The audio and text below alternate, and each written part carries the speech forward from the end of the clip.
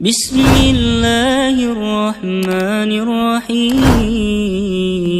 والعصر إن الإنسان لفي خسر إلا الذين آمنوا وعملوا الصالحات وتواصوا بالحق وتواصوا بالصبر.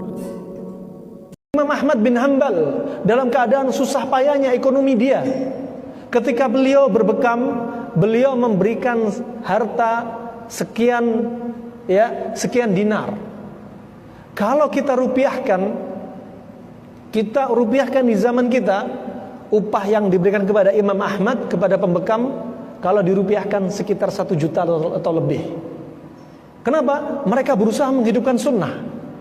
Ya, bukan berarti seperti sebagian orang mengharamkan upah bekam. Upah bekam diharamkan. Gak ada dalil yang mengharamkan. Ya, gak ada dalil yang mengharamkan. Seandainya dalil kasbul hajjam khabith, mengambil upah bekam itu buruk. Apakah buruk berarti haram? Di sini bukan haram. Rasulullah memberikan upah, Imam Ahmad memberikan upah. Itu para hadirin, jangan sampai salah paham, mengharamkan upah bekam sehingga kalau Anda berbuat bekam atau Anda berobat bekam, kemudian Anda nggak memberikan upah kepada pembekam. Justru ini tidak memuliakan sunnah, tidak memuliakan sunnah, karena sebagian orang mengharamkan upah bekam. Naam, rahimani wa rahimakumullah.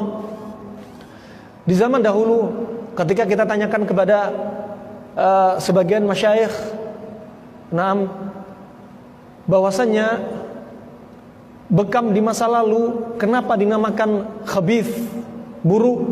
Karena di masa lalu orang membekam itu menggunakan tanduk sapi. Setelah diisap dengan tanduk, kemudian ujung tanduk yang sudah dilubangi ini ditutup dengan sesuatu untuk menutup sehingga hawanya menyedot kulit.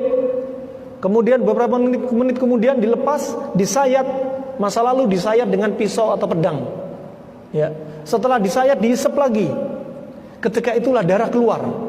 Ketika diisap darah keluar, terkadang darah penyakit itu masuk kepada mulutnya pembekam. Sehingga apa? Termasuk pekerjaan yang jorok pada waktu itu. Pekerjaan yang buruk. Kenapa? Sampai pembekamnya masuk menelan darah penyakit dalam tenggorokannya. Sehingga dikatakan pula ketika hadis Rasulullah, aftaral hajim wal mahjum, batallah puasa orang yang dibekam dan pembekam. Kenapa? Dikatakan oleh para ulama, karena bekam pada waktu itu memungkinkan darah ketelan.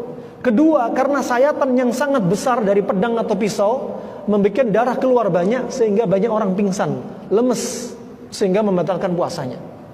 Akan tetapi hadis ini mansukh dengan hadis yang lainnya, yaitu bahwasanya Rasulullah ihtajaman Nabi sallallahu alaihi wasallam wa huwa shaim. Nabi sallallahu alaihi wasallam minta bekam sedang dia dalam keadaan puasa. Berarti bekam tidak membatalkan puasa.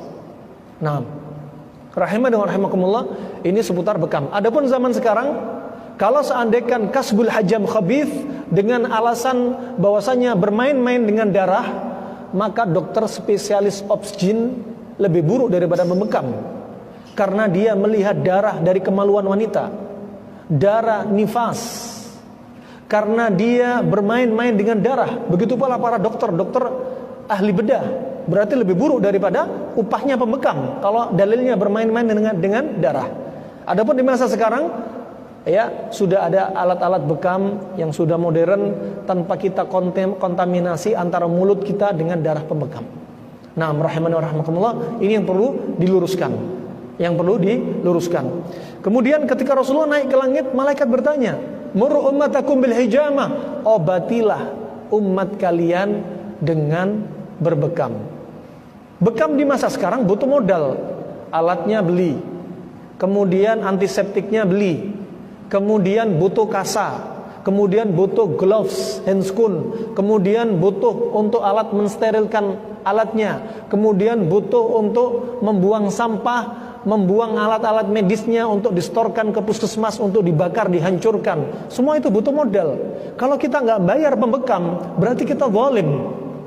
Mereka mengeluarkan uang, tapi Anda tidak memberikan haknya untuk mereka. Maka haramnya upah pembekam itu adalah fatwa yang perlu dilihat. Nah, yang perlu diluruskan.